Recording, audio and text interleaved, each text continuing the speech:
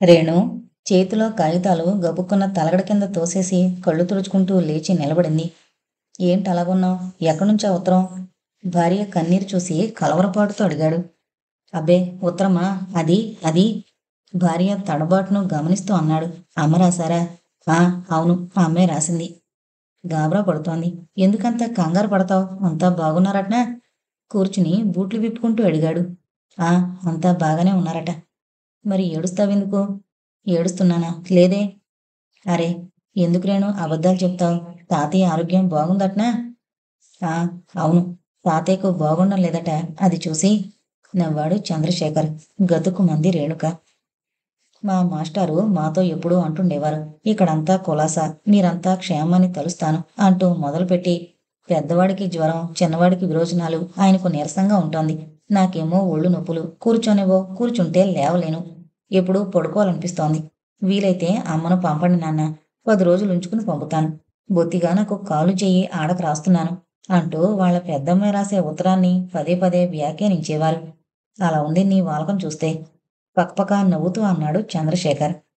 అతని మాటల్లోని హాస్యాన్ని ఆస్వాదించే స్థితిలో లేని రేణుక సినిమాకు వెళుతున్నానంటూ బయటికెళ్లిన శేఖరం పావుగంట గడవకుండానే ఇంటికొచ్చేసరికి కంగారు పడుతోంది. ఆ, అవునవును అంది ఏమనాలో తెలియక. ఏంటి అవునవును? తెల్లబోయాడు.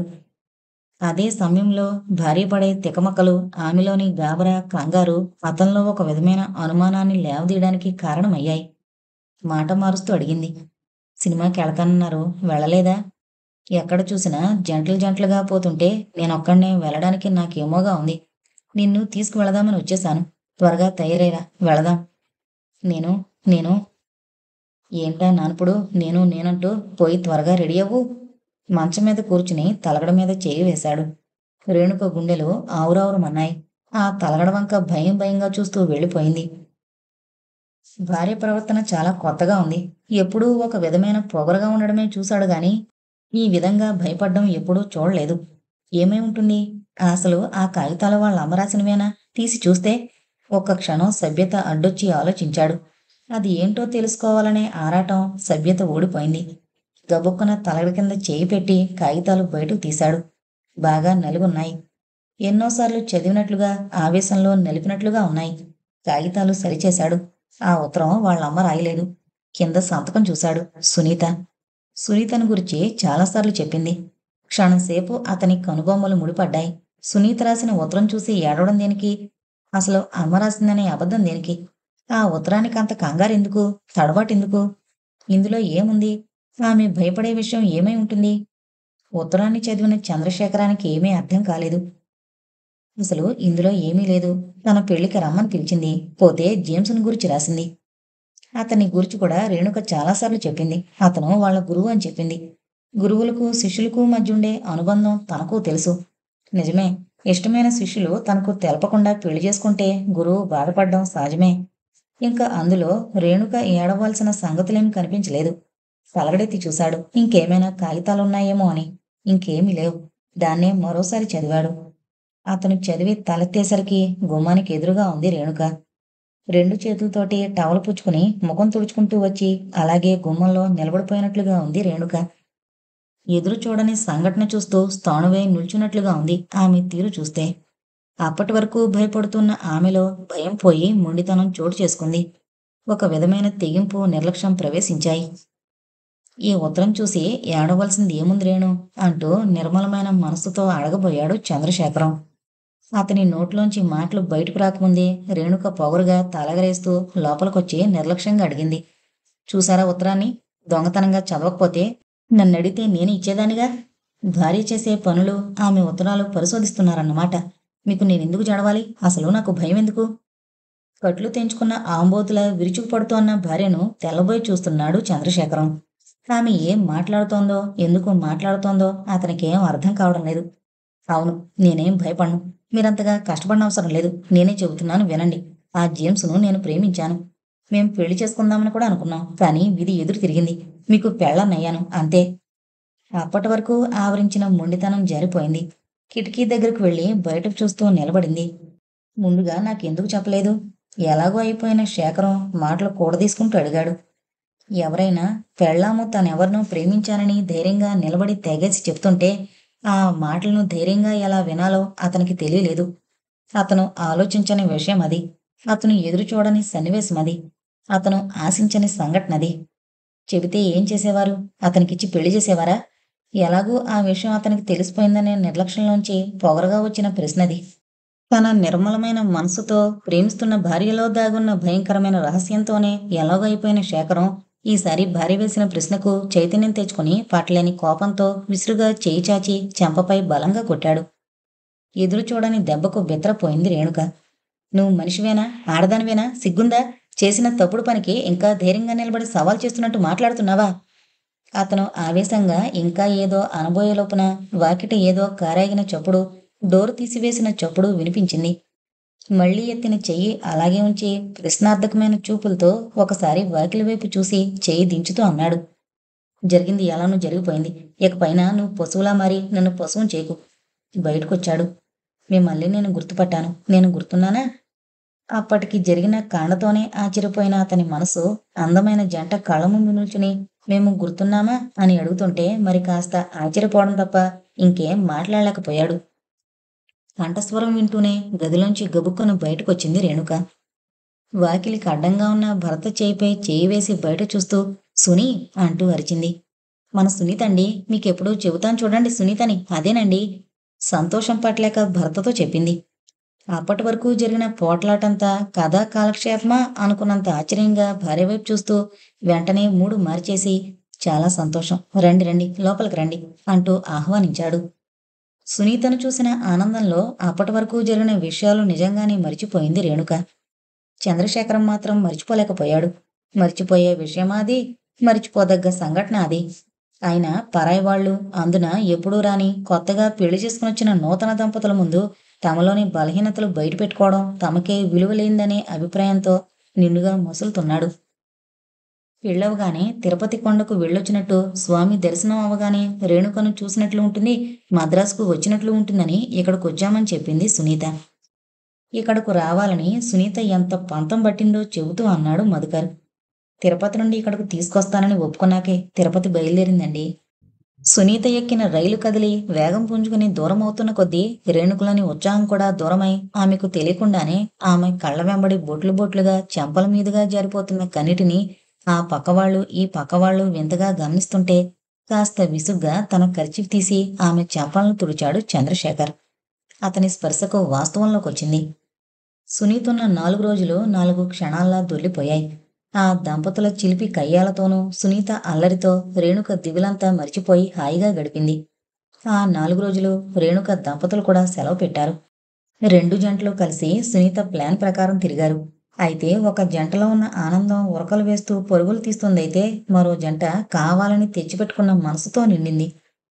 ఆ 4 రోజులు చంద్రశేఖరం చాలా లోతుగా రేణుకను స్టడీ చేయడానికి వినియోగించుకున్నాడు. రేణుక తన మనసును స్థిమితపరుచుకుని జీవితాన్ని సమస్యల నుండి తప్పించుకునేందుకు కావలసిన నిబ్బరం సంపాదించుకునేందుకు వాడుకుంది. ఇద్దరిలోనూ గెలిచింది మాత్రం రేణుకే. అయితే రేణుక ఓడిపోయి గెలిచింది, లేదా గెలిచి ఓడిపోయింది. రేణుకలో ఎప్పుడూ తొందరపాటు ఎక్కువే. మగవాడంటే ఒక విధమైన శత్రుభావంతో నిండుండే రేణుక తన మనసు మార్చుకుంది. చాలా త్వరగా జరిగిపోయింది. జేమ్స్ను ప్రేమించడము త్వరగానే జరిగింది. తన నిర్ణయాలు మార్చుకుని చంద్రశేఖరానికి భారీగా స్థిరపడ్డము త్వరగానే జరిగింది. ఆ కాపురంలో ఇమళ్లేక జేమ్స్ గుర్తులతో నిండున్న మనసుతో భర్తతో పోట్లాడడము త్వరగానే జరిగింది. ఇన్నిటితో పాటు మరో పని కూడా అతి త్వరగా నిర్ణయించి అమలుపరిచింది రేణుక. అదేంటంటే సునీత వెళ్ళాక వారి దాంపత్యాన్ని చూసిన రేణుక భర్తపైన నిర్లక్ష్యాన్ని వదిలేసి నిండు మనసుతో అతన్ని అతని ప్రేమను ఆరాధించడం. విధిలీలలో బహు విచిత్రం. అంతకంటే విచిత్రమైంది మానవ నైజం. రేణుక మొండిగా ఉన్నన్ని రోజులు ఆమెను అత్యధికంగా ప్రేమించిన చంద్రశేఖరం అప్పట్ల ఇప్పుడు ఆమెను చూడలేకపోతున్నాడు. మధ్యలో లీలగా జేమ్స్ కదలాడుతున్నాడు. రేణుకలోని నిర్లక్ష్యం కదలాడుతోంది. ఆమెలోని ముభావం కదలాడుతోంది. ప్రేమించిన మనసే ద్వేషించగలదట. ద్వేషించిన మనసు ప్రేమించినట్లు. తాతయ్యకు చాలా సీరియస్గా ఉందనొచ్చిన టెలిగ్రామ్ చూసి రేణుక బయలుదేరింది. పరీక్షల మూలంగా చంద్రశేఖరానికి లీవ్ దొరకలేదు. పైగా అతను కావాలని ట్రై చేయలేదు కూడా. రేణుక వెళ్ళేసరికి తాతయ్య అందనంత దూరానికి వెళ్ళిపోయాడు. ఇన్నాళ్ళు నా కోసం, అమ్మ కోసం అహోరాత్రులు కష్టపడ్డ తాతయ్య చచ్చిపోయాడు. బ్రతికినన్నాళ్ళు ఇంకొకరి కోసం కష్టపడ్డాడు. ఇప్పుడు చచ్చిపోయాడు. మళ్ళీ కనిపించడు. మా కష్టసుఖాలు ఇంకా ఆయనకు పట్టవు. ఏంటి సంబంధాలకర్థం? అసలెందుకీ జీవితం? మనిషికి మనిషికి మధ్యన ఎందుకీ బంధాలు? ఎందుకీ మమతలు? చిన్నప్పటినుంచి అల్లారుముద్దుగా పెంచుకున్న కూతురు పసుపు కుంకాలను కోల్పోయి మూడైపోతే గుండెలు బాదుకున్న తాతయ్య ఆఖరి క్షణాల వరకు ఆ కూతురి కోసమే బ్రతికాడు. తన తర్వాత ఆ కూతురి జీవితం ఎలా గడుస్తుంది అని బెంగపడ్డాడు. రేపు ఆమెకేదైనా అయితే అనుకోవడానికి తాతయ్యేడి? ఇంకా ఆమె కోసం ఆయన బాధపడ్డు. ఎంత చిన్న కష్టమొచ్చినా నాన్న అంటూ చెప్పుకున్న అమ్మ ఇప్పుడెవరికి చెప్తుంది? నిన్నంతా దొర్లి దొర్లి ఏడ్చిన అమ్మ ఈరోజు బాధ్యతగా వంటలు, భోజనాలు చూస్తోంది. రేపటి మాటేంటి? ఇంకో 10 రోజులు పోతే తాతయ్య మరుగున పడిపోడు? ఇంత మాత్రానికేనా ఈ తాపత్రయమంతా? ఇంతకాలము ఉన్న ఈ మమతలెందుకు? ఇవన్నీ మిథ్యాబింబాలేనా? తామరాకు మీద నీటి బొట్లేనా? అవును. అసలు నేనెందుకు పుట్టాను? పుట్టినందుకు నేను చేయవలసిన ఘనకార్యమేమిటి? నేను చేస్తుందేమిటి? నాకు చంద్రశేఖరానికి మధ్య గల ఈ కోపతాపాలెందుకు? ఆయన ఏమైతే నాకేంటి? ఆయన గురించి నాకు ఆలోచనెందుకు? ప్రపంచంలో ఇంకెంతమంది మనుషులు లేరు? వాళ్ళందరినీ నేనెందుకు ప్రేమించలేను? మనుషులందరూ ఒకటి కారు. భరత కోసమే భార్య ఎందుకుండాలి? భార్య కోసమే భరత ఎందుకు పాటుపడాలి? ఈ వ్యవస్థలకు అర్థమేమిటి? ఈ ఆచారాలెందుకు? ఈ సాంప్రదాయాలేమిటి? పూర్వం భరతతోనే భార్యను కాల్చేసేవారట. మరిప్పుడు భర్తతో పాటు భార్య చావనవసరం లేదు. చూస్తూ చూస్తూ నిండు ప్రాణాన్ని మంటల్లోకి తోయలేదు. ఆ భార్య జీవించొచ్చు, మళ్ళీ పెళ్లి చేసుకోవచ్చు, పిల్లల్ని కనొచ్చు. అప్పుడు అది ఆచారం, ఇప్పుడు ఇది ఆచారం. ఇంకా ముందు ముందు ఒక భర్త పోయినప్పుడు మరో భర్తకు స్థానమిచ్చిన స్త్రీ ఇంకో మగవాణ్ణి మాత్రం ప్రేమించలేదా? తాళిలోంచి ప్రేమ పుడుతుందా? మంత్రాల్లోంచి ప్రేమ పుడుతుందా? అసలు ప్రేమ ఎక్కడి నుంచి పుట్టుకొస్తుంది? ముక్కు మొఖం తెలియని వ్యక్తిని పెళ్లి చేసుకోగానే అత్యధికంగా ప్రేమించే శక్తి ఎలా వస్తోంది? ఎందుకు ప్రేమిస్తున్నాం? ఇంతగా ప్రేమించిన వ్యక్తులు వాళ్ళు చనిపోగానే ఏమీ అవడం లేదే. 2-3 రోజులు పోతే బాగానే ఉంటారు, బాగానే తింటారు. మనిషితో వచ్చిన ప్రేమ మనిషితోనే పోతుందా? అంటే ప్రేమ అనేది ఉట్టి భ్రమేనా? ప్రేమకు నిజంగా విలువే లేదా? స్త్రీ తన జీవితంలో ఒక్కరికే మనసివ్వగలదు అంటారు. మరి ఇంకొకరిని ఎలా స్వీకరిస్తోంది? ప్రేమకు కూడా ఆడ, మగ తేడా ఉంటుందా? అసలు దానికి కూడా హక్కు, అధికారంలో తేడాలుంటాయా? మగవాడి ప్రేమ, ఆడదాని ప్రేమ ఒకటవదా? మనిషి ఒకేసారి ఎక్కువ మందిని ప్రేమించలేడు అంటారు. ఎందుకు ప్రేమించలేరు? అమ్మ, నాన్న, పిల్లలు, భర్త, బంధువులు, స్నేహితులు ఇంతమందిని ప్రేమించడం లేదు? ప్రేమ బహుముఖాలు. నిజమే. అసలు వీళ్ళందరూ ఒకరినొకరు ఎందుకు ప్రేమిస్తున్నట్లు? ఏంటో తలా తోకాలేని ఆలోచనలు. ఎందుకు పనికిరాని ఆలోచనలు. ఎప్పుడో నాన్న పోతే అమ్మ బ్రతకలేదా? తాతయ్య పోతే బ్రతకడం లేదా? అంతే.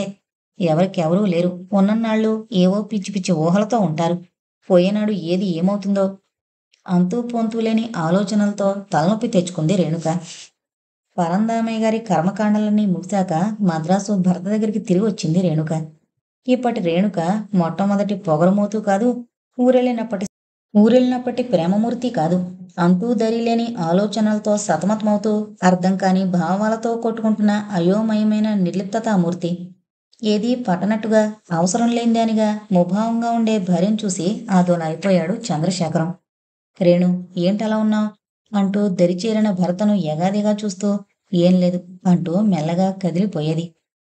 బహుశా ఆమెని ప్రేమతో లాలించి కవ్వించితే మారగలిగేదేమో, కాని అలా జరగలేదు. మనసులో ఒక మూలగా ఉండిపోయిన అనుమాన బీజం మొలకెత్తి అంతై ఇంతై అన్న రీతిన పెరుగుతోంది. దాన్ని చంపుకోవాలని అతననుకోలేదు. చంపాలని రేణుక ప్రయత్నించలేదు. విరోధము లేకపోవటే పెరుగుదలకు కారణం. ఒక విధంగా రేణుక బుర్ర నిద్రావస్థలో ఉంది. అది ఎప్పుడు లేస్తుందో? స్కూల్ నుండొచ్చి అలసటగా కుర్చీలో వాలిపోయింది రేణుక. లేచి కాఫీ పెట్టుకుంటే బాగున్ను. కళ్ళ మీద నుంచి చేతులు తీయకుండానే అనుకుంది. అనుకోవడమే కాని లేవలేదు. లేచి చీర మార్చుకుంటే బాగుండు, నలిగిపోతోంది. మనసు శూన్యంగా ఉంది. చీర నలుగుతూనే ఉంది. కాఫీ కోరే మనసు అలసటగానే ఉంది. ఏమీ ఆలోచన కూడా లేదు. ఏ విధమైన అనుభూతి లేదు. అలాగే కూర్చుంది. అలాంటి శూన్యమైన మనసుతో మనిషి కొన్ని గంటల కాలం సమాధిలో ఉన్నట్లుగా గడపగలడు అని రేణుక ఇప్పుడిప్పుడే నమ్మగలుగుతోంది. లేస్తే బాగుండు అనుకోవడమే గాని రేణుక లేవనే లేదు. ఆమె లేచేలోపుగానే చంద్రశేఖరం వచ్చేశాడు. కొన్ని రోజులుగా ఆమెలోని నిర్లిప్తతను గమనిస్తోన్న అతను అది నిర్లక్ష్యంగానో తనంటే ఆమెకేమాత్రం ఇష్టం లేదని అనుకుంటున్నాడు. ఆ వెంటనే ఆమెని జేమ్స్‌తో పోల్చుకుంటున్నాడు. మనసు భగభగా మండేది. కొతకొతలాడేది. బూట్ల చప్పుడుకు కళ్ళ మీద నుంచి చేతులు తొలగించి చూసింది. అతను కుర్చీలో కూర్చుని బూట్లు విప్పుకుంటున్నాడు. అలాగే చూస్తూ కూర్చుంది. విప్పిన బూట్లు టేబుల్ కిందకి తోసి తలెత్తాడు. భావం లేని చూపులు చూస్తున్న భార్యను ఉద్దేశించి అడిగాడు. కాఫీ ఇస్తావా? షర్టు బట్టలను విప్పుకుంటూ గదిలోకి వెళుతున్న చంద్రశేఖరం ఇంకా పెట్టలేదు అన్న భార్య మాటలకు అలాగే నిలబడి వెనక్కు తిరిగి చూస్తూ అడిగాడు. పెడతావా? బయటికి వెళ్ళనా? ఆ ప్రశ్నలో కోపం లేదు, వ్యంగ్యం లేదు, ఏ భావమో గోచరించలేదు. మామూలుగా ఉంది. అయినా రేణుక మనసు ఒక్కసారి చివుకుమంది. నేను తాగలేదు. అయినా తను అడగడం ఎలా ఉంది? నేను తాగినా మానినా ఆయనకేం పట్టదన్నమాట. ఆ ఆలోచన పూర్తి కాకుండానే చిన్నగా నవ్వుకుంది. ఈ తాపత్రయాలకు అర్థం లేదనే కదూ తననుకునేది. ఆమె నవ్వును అతను అపార్థం చేసుకున్నాడు. రేణుక లేచి బట్టలు మార్చుకుని కాఫీ చేసి తెచ్చేసరికి చంద్రశేఖరం మళ్ళీ తయారై చెప్పులు వేసుకుని వరండా మెట్లు దిగుతున్నాడు. రేణుక నోరు తెరిచి పిలిచేలోపున ఆయన గేటు తెరుచుకుని వీధిలోకి వెళ్ళిపోయాడు. చాలా రోజుల తర్వాత రేణుక మనసులో మొదటిసారిగా సహజత్వం ప్రవేశించింది. చేతిలోని కాఫీ కప్పును చూస్తూ నిట్టూర్చింది. ఆమె ప్రమేయం లేకుండానే కళ్ళల్లో నీరూరింది. ఆయన కాఫీ తాగలేదని నాకెందుకు బాధ? మళ్ళీ అలౌకికమైన ప్రశ్న తలెత్తింది. కాని ఈసారి ఎందువల్లో ఆ భావం నిలవలేకపోయింది. సంఘంలో బ్రతికినన్నాళ్ళు ఈ ప్రేమలు, తాపత్రయాలు తప్పవేమో. ఈ బంధంలో నుండి విముక్తులవడం భ్రమేమో. తోటి మనిషి కష్టసుఖాలను గమనించకుండా ఉండడం అసాధ్యం. అప్పుడే రేణుకలో మరో అద్భుతమైన భావం పనిచేసింది. మనిషి మానవత్వాన్ని మరవలేడు, నిజం అనుకుంది. రేణుక నిద్రలేచింది. కాని ఆలస్యమైపోయింది. ఆలస్యం అమృతం విషం అని ఊరికే అన్నారా పెద్దలు? చంద్రశేఖరం మారిపోయాడు. ఇప్పుడు అతనిలో రేణుకంటే ప్రేమ లేదు, సానుభూతి లేదు, ఇష్టం లేదు. తన జీవితాన్ని నాశనం చేసిన పిశాచి, దుర్మార్గురాలు, నమ్మించి వంచిన మోసగత్తె. అలాంటి భావాలెన్నో కలిసి అతని మనసును కలుషితం చేశాయి. అతని కోపంలోంచి ఆమెలోని పూర్వపు రేణుక మేలుకుంటోంది. మగవాడంటేనే శత్రువుగా భావించే రేణుక తలెత్తుతోంది. కాలచక్రంలో మరో 4 ఏళ్లు నిర్దయగా కలిసిపోయాయి. ఈ 4 సంవత్సరాల్లోనూ మరికొన్ని మార్పులు జరిగాయి. అన్నపూర్ణమ్మ దివంగతురాలైంది. రవీంద్ర ఆ ఊరి ప్రెసిడెంట్ అయ్యి పెద్ద మనిషిగా కీర్తి ప్రతిష్టలు సంపాదించుకున్నాడు. జేమ్స్ తిరిగి తన దేశం వెళ్ళిపోయాడు. సునీత భర్తతో కలిసి ఫారెన్ వెళ్ళిపోయింది. సిగరెట్లైనా కాల్చని చంద్రశేఖరం ఇప్పుడు అంతకంటే ఖరీదైన అలవాట్లు నేర్చుకున్నాడు. మంచినీళ్లు తాగినట్లు సిగరెట్లు కాలుస్తున్నాడు. అడపాదడపా విస్కీ, బ్రాందీల తాలూకా వాసనలు కూడా తెలుస్తున్నాయి రేణుకకు. అతన్ని మార్చాలని చాలా ప్రయత్నాలు చేసి ఓడిపోయింది రేణుక. సహజంగా ఆమెలో లేని శాంతాన్ని, ఓర్పుని తెచ్చిపెట్టుకున్న రేణుక అతన్ని మార్చలేకపోయింది. అతన్ని మామూలు మనిషిలా, పూర్వపు చంద్రశేఖరంలా చేయలేకపోయింది. ఆమె ఇష్టం లేనప్పుడు అతను ప్రయత్నిస్తాడా? ఆమె చేస్తున్న ప్రతి ప్రయత్నము అతనిలోని పట్టుదలను, మొండితనాన్ని పెంచడానికి దోహదమయ్యాయి. కావాలని ఆమెను బాధ పెట్టాలని నేర్చుకున్న ప్రతి పని అలవాటై అతన్నే బానిసను చేసుకున్నాయి. వదల్లేనివిగా తయారయ్యాయి. అర్థం లేని పంతాలతో 2 నిండు జీవితాలు బలైపోయాయి. అన్ని విధాలా ఓడిపోయిన రేణుకలో అసహనం పెరిగిపోయి మగవాళ్ళంటేనే మండిపడుతోంది. శనివారం హాఫ్ డే స్కూలు. శనివారం రోజు మాత్రం ఇంటికొచ్చి భోజనాలు చేస్తారు. నిద్ర మెలకువరాక ఆలస్యంగా లేచిన రేణుక హడావిడిగా వంట చేస్తోంది. నూనెలో వేసిన ఆవగింజలు చిటపటమంటుండగా చంద్రశేఖరం ఏమో అన్నాడు. అతని మాటలు సరిగ్గా వినిపించక ఏంటంటున్నారు? అడిగింది. ఏ ఊహల్లో వివరిస్తున్నావని అడుగుతున్నాను. భర్తతో కలిసి కాశ్మీర్ చూస్తున్నాను. అందుకే ఇలా తగలబడుతున్నాయి. ఏమైందిప్పుడు? విసుగ్గా అడిగింది. అతను చెబుతున్న మాటలు నూనెలో వేస్తున్న బెండకాయ ముక్కలు చేస్తున్న సూసీల్లో కలిసిపోయాయి. మూకుళ్ళో వేసిన ముక్కలను ఒకసారి కదిలించి పైన మూత పెట్టి నాప్కిన్తో చేతులు తుడుచుకుంటూ వచ్చింది. ఏంటి? ఏమైంది? హాల్లో కూర్చుని సిగరెట్లు కాలుస్తూ పేపర్ చూస్తున్న చంద్రశేఖరం తలెత్తి వ్యంగ్యంగా అన్నాడు. యాస్ట్రేని దులపడానికి కూడా తీరిక లేదన్నమాట. నౌకర్లకు పనులు పురమాయించడంలో తీరిక దొరకలేదు. అంతకంటే తిరస్కారంగా అంటూ లోనికి వెళ్ళిపోయింది రేణుక.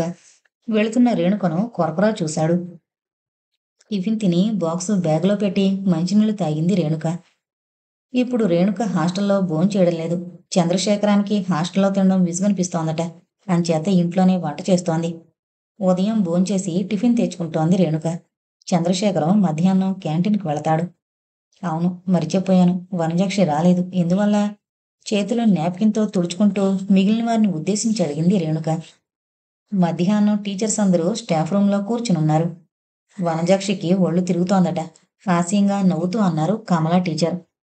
ఎన్న టీచర్? అవంగళ్ రన్నా? అరవ టీచర్ పునీతవతి అడిగారు.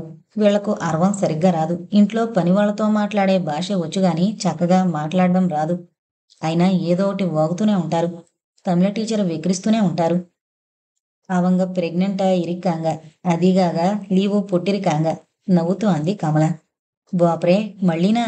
ఆశ్చర్యంగా కళ్ళు పెద్దవి చేస్తూ అడిగింది రేణుక. మళ్ళీనా అంటే? హాస్యంగా అడిగారు ప్రభావతి. ఆ చిన్నిగాడు పుట్టి 6 నెలలైంది. మొన్ననే కదూ ఉయ్యాలంటే మనమంతా ఫ్రాకులు కొనుక్కునెళ్ళింది.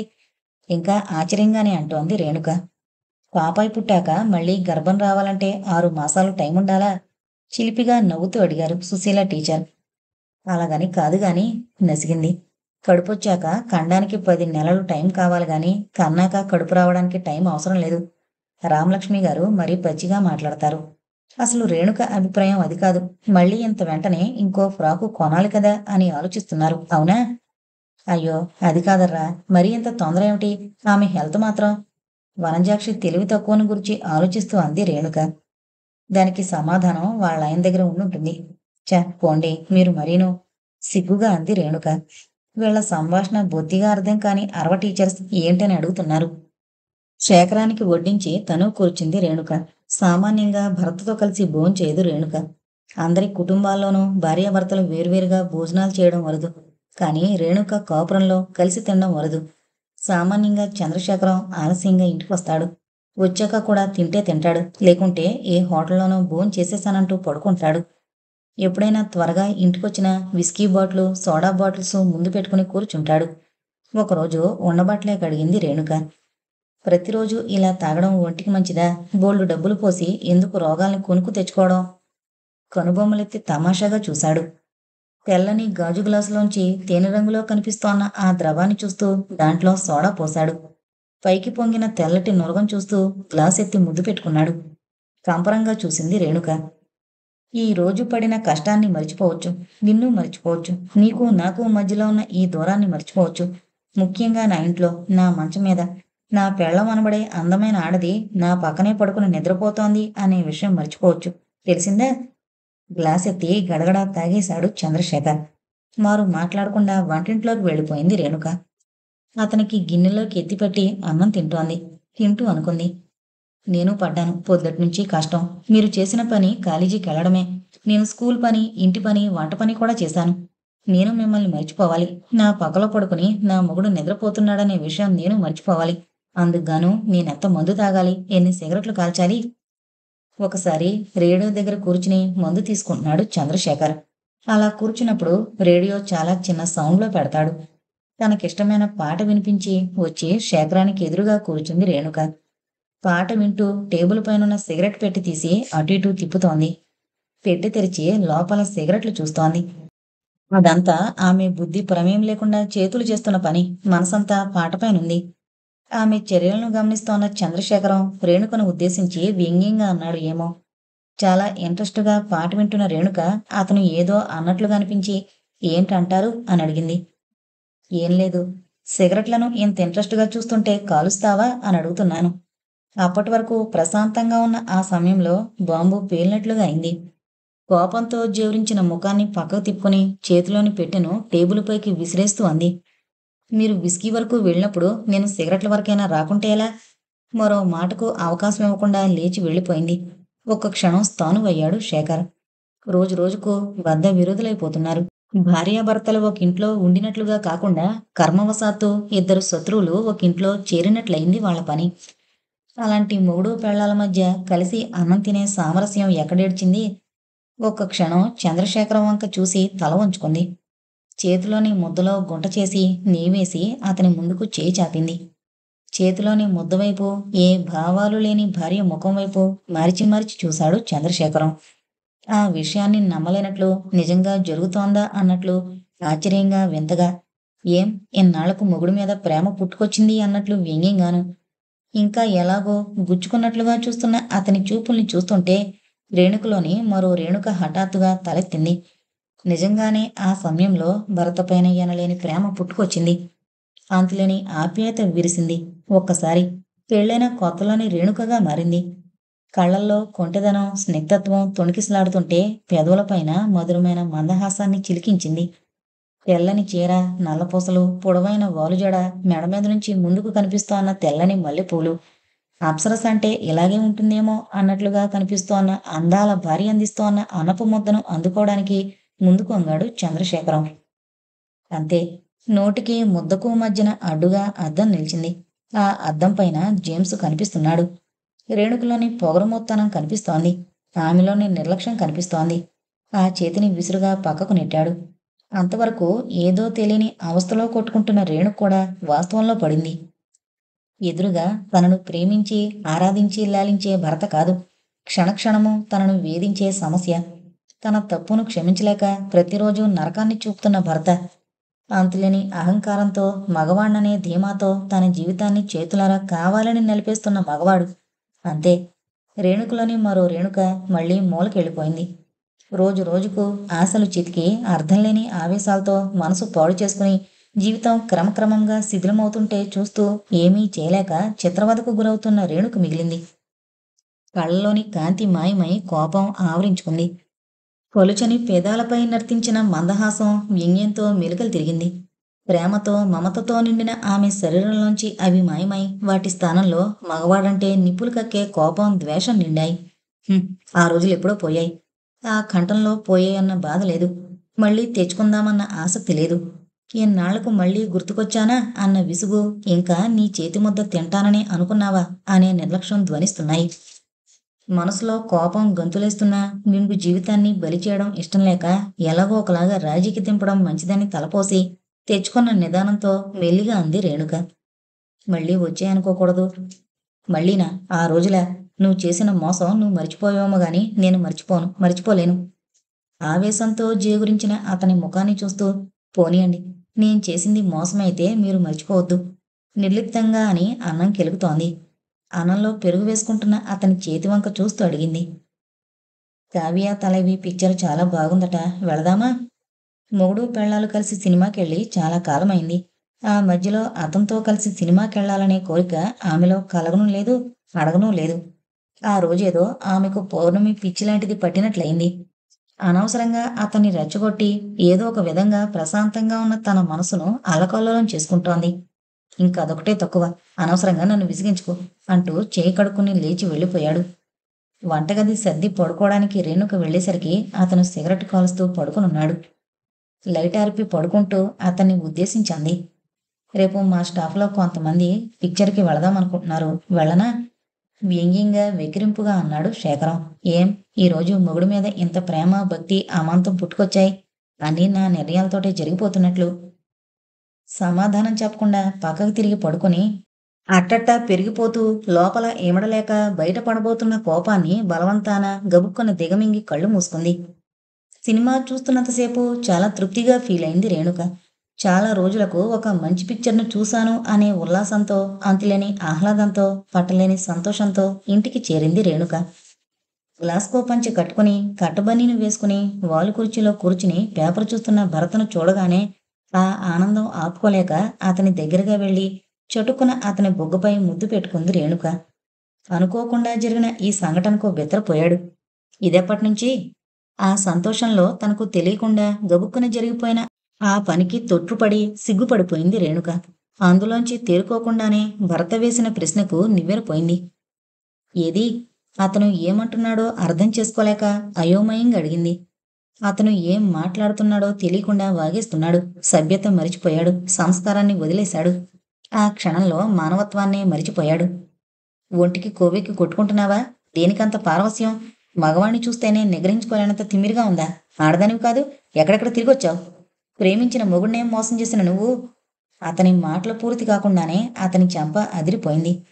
మొదట అతని మాటలకు తెల్లబోయిన రేణుక మంచి మర్యాద లేకుండా మాట్లాడుతున్న అతని తీరుకు అసహ్యంతో, ఆవేశంతో లాగి చెంప మీద బలం కొద్దీ కొట్టింది. దిమ్మెరపోయాడు చంద్రశేఖరం. అడ్డు లేకుండా వాగుతున్న అతని నోటికి హఠాత్తుగా మూత పడింది. నువ్వు నువ్వు నన్ను కొట్టావా? ఎర్రగా కందిన చెంపపైన అరచేతి నుంచుకుని అదో మాదిరిగా అడిగాడు చంద్రశేఖరం. చురుక్కున తగులుతున్న అతని చూపుల్ని, నిలదీసి అడుగుతున్న అతని మాటల్ని భరించలేకపోయిన రేణుక తల వంచుకుని మండుతున్న చేతి వేళ్ల వంక చూసుకుంటూ క్షమించండి అంది. అప్పటికే ఆమె కళ్ళ వెంబడి గిర్రున నీళ్లు తిరిగి చెంపల మీదకి జారాయి. ఆమె శరీరమంతా ఒక విధమైన భయంతోనూ పశ్చాత్తాపంతోనూ కంపించిపోతుంది. ఒసేయ్, నువ్వు ఆడదానివా రాక్షసి మొండవి? ఇంకా ఏమో అనబోతున్న అతని మాటల్ని ఇహాపండి అంటూ అరిచి ఆపేసింది. భర్తను కొట్టానే అనే పశ్చాత్తాపంతో దహించుకుపోతున్న ఆమె మనసు మరలా తిరిగి కోపంతో అంటుకుని మండుతోంది. చేసిన పనికి మనస్ఫూర్తిగా క్షమాపణ చెప్పుకుంటున్న మనిషిని క్షమించలేని తన భర్త ఏమంటున్నాడు? ఒసేయ్ అని పిలుస్తాడా? రాక్షసి మొండా అంటాడా? తన భర్త మరింత మూర్ఖుడనుకోలేదు రేణుక. ఒళ్ళు మండింది. ఆ మంటలోంచి తనకు తెలియకుండానే అడిగేసింది. మీరు నన్ను పిలిచినట్లుగానే మిమ్మల్ని ఒరేయ్ అంటే ఎట్లా ఉంటుంది? కొట్టగలింది పిలవలేవా? నో, నేనంత మూర్ఖురాల్ని కాదు. మిమ్మల్ని కొట్టాలని నేను కొట్టలేదు. అసహ్యంగా మాట్లాడిన మీ మాటలు నా చేత ఆ పని చేయించాయి. ఆవేశంలో చేసిన ఆ తప్పుకు మనస్ఫూర్తిగా క్షమాపణ చెప్పుకున్న మనిషిని క్షమించాల్సింది పోయి మీరు చేసిన పనేమిటి? కాస్త సభ్యతగా మాట్లాడడం నేర్చుకోండి. నువ్వు చేసిన తప్పుడు పనికి నిన్ను గౌరవించాలన్నమాట. అదేనా సభ్యత? అలాంటి మగాడితో మాట్లాడడం అనవసరం అనుకుంది. ఆయన్ని మార్చడం అసాధ్యం అనుకుంది. అందుకని కసిగా అంది. నన్ను గౌరవించమని నేను అడగలేదు. మనిషిగా మాట్లాడడం నేర్చుకోమన్నాను. మీరు మనిషిని, చదువుకున్న వ్యక్తులని, సభ్యత తెలిసిన వారిని మరిచిపోవద్దని చెబుతున్నాను. మన మధ్య అనుబంధం లేకపోయినా శత్రుత్వాన్ని పెంచవద్దని కోరుకుంటున్నాను. భర్తగా మీ విధులు, ధర్మాలు మరిచిపోబోకండి. అవన్నీ నేను మర్చిపోయాను. నన్నిలా చేసింది నువ్వు. నాలో ప్రేమను చంపి నన్ను ఒక రాక్షసుడిగా చేసింది నువ్వు. ఇన్ని చేసి ఇప్పుడు ధర్మపన్నాలు బోధిస్తున్నావా? ధర్మపన్నాలు! ఆవేశంలో అరుస్తున్న అతన్ని అటకాయించింది రేణుక. పూర్వం నేను ఎలాంటిదాన్నైనా మీ ప్రేమలో అన్నింటినీ మరిచిపోయాను. మీకు పెళ్ళైన తర్వాత కాదు నేను జేమ్స్ను ప్రేమించింది. కన్నె మనసుతో అతన్ని ప్రేమించాను. పెళ్ళాడాలి అనుకున్నాను. అవలేకపోయాను. మీకు భార్యనయ్యాను. ఆ తప్పును క్షమించమని వేడుకుంటున్నాను. ఎన్నాళ్లుగా మీరు నేను అనుభవించిన చిత్రవదంతా మర్చిపోదాం. కొత్త జీవితాన్ని ప్రారంభిద్దాం. ఏమంటారు? ఏమంటాను? మహా పతివ్రతలా మాట్లాడుతున్న నీ దగ్గర నుంచి భర్తగా నా విధులు, ధర్మాలు నేర్చుకుంటాను. నేర్పుతావా? ఎంతో ఆశగా అతన్ని అడిగినందుకు బదులుగా వ్యంగ్యంగానూ అసహ్యంగానూ మాట్లాడుతున్న అతన్ని చూస్తే నిస్పృహలోంచి అసహ్యం పుట్టుకొచ్చింది. భర్తగా తన విధులు, ధర్మాలు కూడా భార్య దగ్గర నుంచి నేర్చుకోవాల్సిన మగాడికి కూడా పెళ్లి, పెళ్ళామో కావలసొచ్చాయన్నమాట. కసిగా ఆ 4 మాటలు అనేసి వెళ్లబోయిన భార్యను జడపట్టి విసురుగా లాగి ఇష్టం వచ్చినట్లు కొట్టేశాడు చంద్రశేఖరం. కొట్టడంతో అతనిలోని కోపమంతా జారిపోయింది. పశుత్వమంతా మాయమైంది. అప్పటి వరకు మృగంలా ప్రవర్తిస్తోన్న చంద్రశేఖరం చచ్చిపోయాడు. వెళ్ళి పడకుర్చీలో కూర్చున్నాడు. దెబ్బ మీద దెబ్బ వరస వరసగా పడుతుంటే విగ్రహంలా నిలబడిపోయి నిశ్శబ్దంగా భరించిన రేణుక చైతన్యం తెచ్చుకుని కదిలి వెళ్ళిపోయింది. వంటింట్లోని గిన్నెలు సర్దుకుని వంటకు ఉపక్రమించింది. స్టవ్ మీద అన్నం కొతకొతలాడుతోంది. రేణుక మనసు భగభగమంటోంది. చూసొచ్చిన సినిమా గుర్తుకొచ్చింది. అప్పటి వరకు ఆ సినిమాను మెచ్చుకుని మురిసిపోయిన రేణుకకు అందులోని లోపాలు గుర్తుకొస్తున్నాయి. అందులోని మొగుడు ఏం చేశాడు? పెళ్ళాన్ని డబ్బు కోసం ఇంకొకరికి ఇవ్వడానికి సిద్ధపడ్డాడు. అది ఒక రాత్రికి. అంటే పెళ్ళాంతో వ్యభిచారం చేయించడానికి సిద్ధపడ్డాడు. వాడు మొగుడు. పెళ్ళాం జీవితంతో ఆడుకున్నాడు. చివరకు డబ్బు కోసం కూతురి జీవితంతో కూడా పోటీ పడ్డాడు. కన్న కూతురు జీవితంతో ఆడుకోవడానికి తయారయ్యాడు. వాడు తండ్రి. అసలు వాడికి పెళ్ళెందుకు? పెళ్ళాం విలువ తెలియనివాడు, పెళ్ళాం శీలాన్ని కాపాడుకోవడం చేతకానివాడు వాడికి పెళ్ళాం ఎందుకు?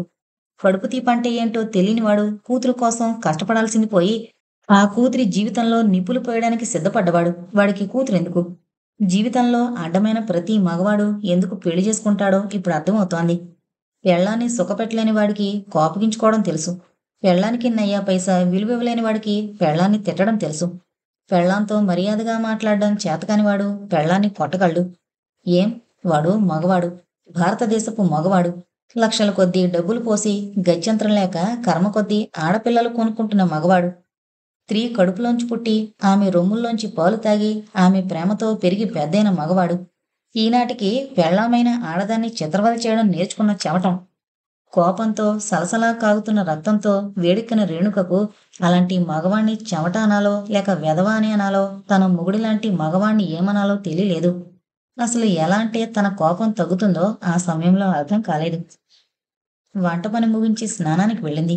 ఒంటి మీద నీళ్లు పడగానే భగ్గుమంది శరీరం.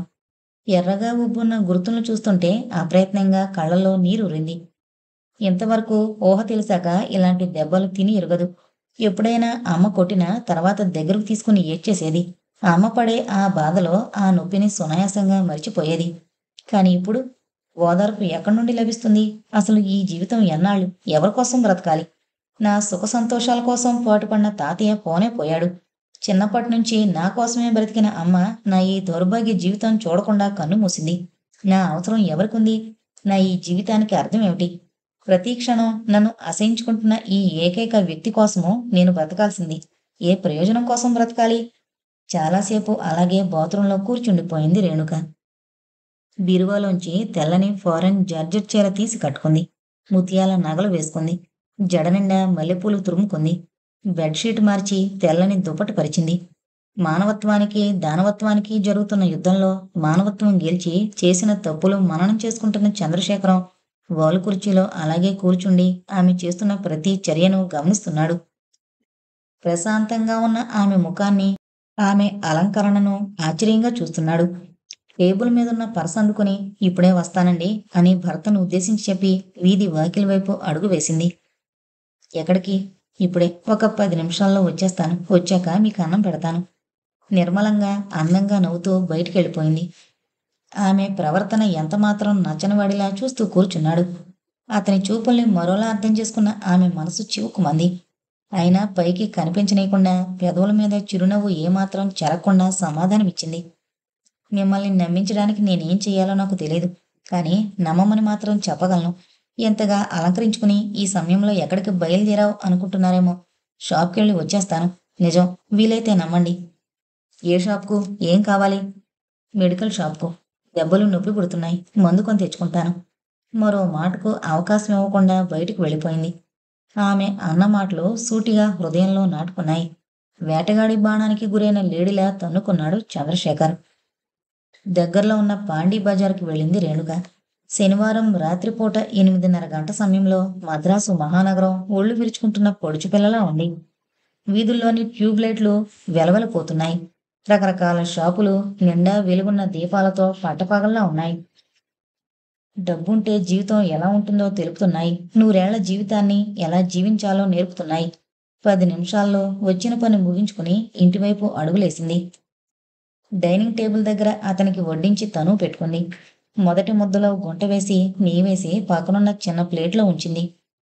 ఏమనుకున్నాడో చంద్రశేఖరం ఆ ముద్ద తీసుకుని నోట్లో పెట్టుకున్నాడు. తను కూడా అలాగే పక్కన పెట్టబోయాడు. కానీ రేణుక నవ్వుతూ అతని చేతిని పట్టుకుని ముందుకు లాక్కుని నోరు తెరిచి అతని చేతిలోని ముద్దను అందుకుంది. థాంక్యూ. ఆమె ప్రవర్తన అతనికి విపరీతమైన ఆశ్చర్యాన్ని కలగజేస్తోంది. అన్న మాటలకు, కొట్టిన దెబ్బలకు అసలే అభిమానం జాస్తయిన ఆమె మరలా తనతో పలుకుతుంది అనుకోలేదు. అసలు తన ముఖం కూడా చూడకూడదనుకున్నాడు. మొదటే తనంటే కోపంతో ఉన్న ఆమె ఈ విషయంతో అసహించుకుని ఇంకా దూరమవుతుందనుకున్నాడు. కానీ అందుకు విరుద్ధంగా జరుగుతున్న ప్రతి చర్య అతన్ని ఆశ్చర్యంలో ముంచేస్తున్నాయి. భోజనాలు ముగించి పక్క చేరారు. ఒక్కపొడి వేసుకుని వెలకిల్లా పడుకున్నాడు చంద్రశేఖరం. అతనికి ఇవాళ మందు గుర్తు రాలేదు, సిగరెట్ కూడా గుర్తు రాలేదు. అతని మనసు కూడా కాస్త తేలిగ్గా ఉంది. వంటగది సర్దుకునొచ్చిన రేణుక అతనికి దగ్గరగా వెళ్ళి అతని నుదుటిపై సున్నితంగా ముద్దు పెట్టుకుని మంచానికి రెండో వైపుకొచ్చి పడుకుంది. ఒక పక్కకు తిరిగి పడుకుంది రేణుక. రేణుకిచ్చిన ముద్దు చంద్రశేఖరానికి ఒక షాక్. పక్కకు తిరిగి చూశాడు. ఒక పక్కకు తిరిగి పడుకున్న రేణుకను చూస్తుంటే అతని బుర్రలో పలు రకాల ఆలోచనలు సుడులు తిరుగుతున్నాయి. ప్రేమ చిగురుస్తోన్న లేత వయసులో జేమ్స్ను ప్రేమించింది. ప్రేమించిన వారిని స్వంతం చేసుకుందామనే ప్రతివారు అనుకుంటారు. పాపం విధి ఎదురు తిరిగింది. ప్రేమ ఫలించలేదు. వంశ గౌరవానికి, కుటుంబ సాంప్రదాయానికి, తల్లి తాతల ప్రతిష్టకు కట్టుబడి మరొకరిని పెళ్లి చేసుకుంది. కర్మవశాత్తు జరిగిన దానికి రేణుకను తప్పుగా అర్థం చేసుకునే ప్రయోజనం లేదు. నిజం. నాలోని ఈ విచక్షణాశక్తి అప్పట్లో ఏమైంది? ఆమె ప్రవర్తనను ఏమాత్రం అర్థం చేసుకోవడానికి ప్రయత్నించకుండా అయిందానికి కానిదానికి ఆమెను రెచ్చగొట్టి అనవసర వాద ప్రతివాదాలు చేసి ఏంటో చాలా తెలివిగా ప్రవర్తిస్తున్నాననుకుంటూనే ఎంత ఫూల్నయ్యాను. నేను బాధపడి ఆమెను బాధ పెట్టాను. సూటిగాను వ్యంగ్యంగాను ఎన్నో అనరాని మాటలతో ఆమె మనసును గాయపరిచాను. చివరకు మనిషినని మర్చిపోయి ఇష్టం వచ్చినట్లు కొట్టాను. రేణు, నన్ను క్షమించు రేణు. నీకు చాలా అన్యాయం చేశాను రేణు. నాలోని ప్రేమను నువ్వు చంపావని కోపగించుకున్నానే గాని అసలు మానవత్వాన్ని చంపుకుంటున్నానని తెలుసుకోలేకపోయాను. ఎన్నోసార్లు ఆశగా పలకరించబోయిన నిన్ను కొరడాతో కొట్టినట్లు బాధ పెట్టాను. నాలో ఎండిపోతున్న ప్రేమను తిరిగి చిగురింపజేయడానికి ప్రయత్నించిన నిన్ను సోలాలాంటి మాటలతో బాధ పెట్టాను. మన మధ్య వాడిపోతున్న అనుబంధాన్ని తిరిగి జీవింపజేయడానికి సిద్ధమైన నిన్ను అనేక మాటలతో హింసించాను. నన్ను క్షమించు రేణు, నన్ను క్షమించు. పాత జీవితం మరిచిపోదాం, కొత్త జీవితం ప్రారంభిద్దాం. జరిగిందంతా ఒక పీడకల అనుకుందాం అంటూ తీయటి ముద్దిచ్చిన నిన్ను ఎంత హీనంగా అవమానించాను. కనీసం ఇందాక నువ్వు ముద్దు పెట్టుకున్నప్పుడు కూడా చొరవ చూపలేకపోయాను. పశ్చాత్తాపంతో దహించుకుపోతున్నాడు చంద్రశేఖరం.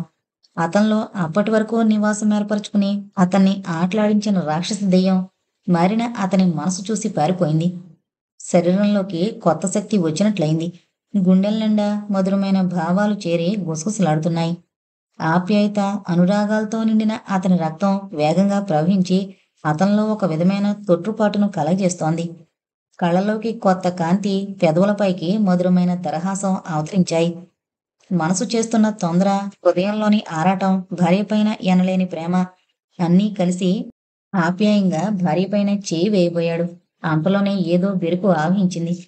లేదు, రేణు నన్ను క్షమించగలదు. స్త్రీ మనసు నవనీతం అంటారు. అందులోనూ నా రేణు ప్రేమ దేవత. టేబుల్ లైట్ వేసి గడియారం వంక చూశాడు. 3 గంటల సమయం చూపుతోంది. భార్యకు దగ్గరగా జరిగాడు చంద్రశేఖర్. నున్నగా మెరుస్తోన్న పాలిపోయిన ఆమె చెంపలపై మృదువుగా ముద్దు పెట్టుకున్నాడు. చల్లగా తగిలింది ఆమె చెంప. నుదురు మీద బొట్లు బొట్లు నిలిచిన స్వేద బిందువులను చూసి లేచి ఫ్యాను స్పీడు ఎక్కువ చేశాడు.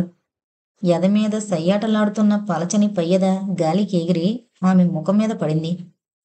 స్త్రీని ముట్టుకుని దగ్గరగా 5 సంవత్సరాలు కావస్తోంది. చేతులు చాచి వెనక బిగించున్న హుక్సును ఒక్కొక్కటిగా విడదీశాడు. చామన ఛాయ రంగులో ఉన్న వీపుపైన ఎర్రగా వాతలు తేలిన గుర్తులు చూడగానే అతని మనసు అంతులేని ఆవేదనకు గురైంది. రేణు, నన్ను క్షమించు రేణు. నిన్నెంత బాధ పెట్టాను. మెల్లగా చేయి చాచి ఎర్రగా కందున్న ఆ దెబ్బలపై మృదువుగా రాశాడు. చల్లగా ఉంది ఆమె వీపు. బిగించిన హుక్స్ సడలించగానే జాకెట్ వదిలై కొంచెం పైకి లేచింది.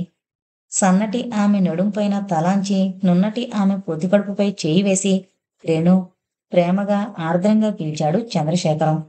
ఆప్యాయంగా తడుముతున్న అతని చేతులకు ఆమె పొట్ట చల్లగా తగిలింది.